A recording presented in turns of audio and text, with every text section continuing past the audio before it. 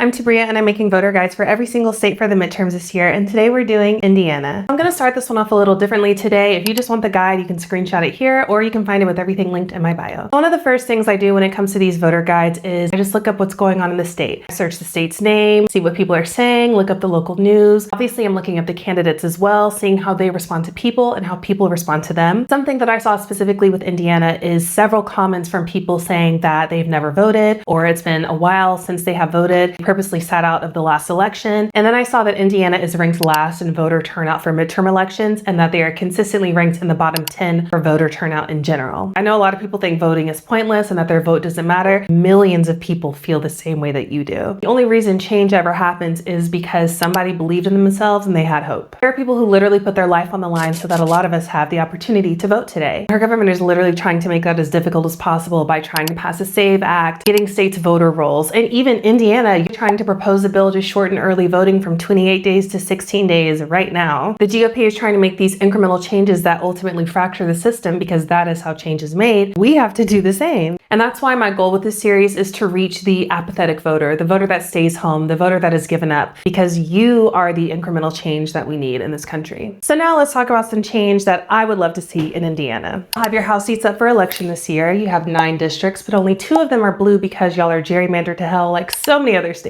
Although y'all did just oppose Trump's redistricting plan, so shout out to y'all state senate for finally getting something right. For districts 1 and 7, I would just stick with the incumbents. I wish they had more of a backbone, but ultimately I think they're fine. Majority of the other districts literally haven't had a Democrat in their seat for decades. I think y'all should try to flip 1 seat, and that should be District 5. Victoria Sparks is a representative here, and y'all really don't fuck with her. She was booed out of a town hall last year, and y'all are especially pissed at her because she said that people who enter the country illegally should not be allowed due process. And I'm just gonna mention that she's an immigrant herself from Ukraine. She also refused to sign the discharge petition to force a vote on the release of the Epstein files. And I think Jackson Franklin should take her place. He's a veteran and paramedic. He wants to abolish ICE, expand healthcare. He has a totally grassroots campaign. He's anti-corruption. Y'all need new, refreshing voices who are going to stand 10 toes down on their values, and that is exactly who he is. Whoever wins his Democrat primary, be sure you show up for them in November because this district is flippable if you go out and vote. I'm not going to focus too much on the other districts, and that's genuinely no shade, but I will run through them really quick. In District 2, how great would it be if Rudy Occam got out of there? I have Jamie DCO down. In 3, I have Kelly Thompson, who I really like. In District 4, I went with Drew Cox, but progressives are rallying behind John Whetstone, but his campaign is just really lacking to me. District 6, ultimately I chose Cindy Worth too. In 8, I have Mary Allen, and in 9, I have Tom Peck. And now it's time for your homework. Make sure you're registered and periodically check your registration in case of any funny business going on. Check your sample ballot and polling place so you know where and how you'll be voting beforehand. Lastly, tell a friend to tell a friend. Send this to 3 people online and offline so we can get as many people to the polls as possible.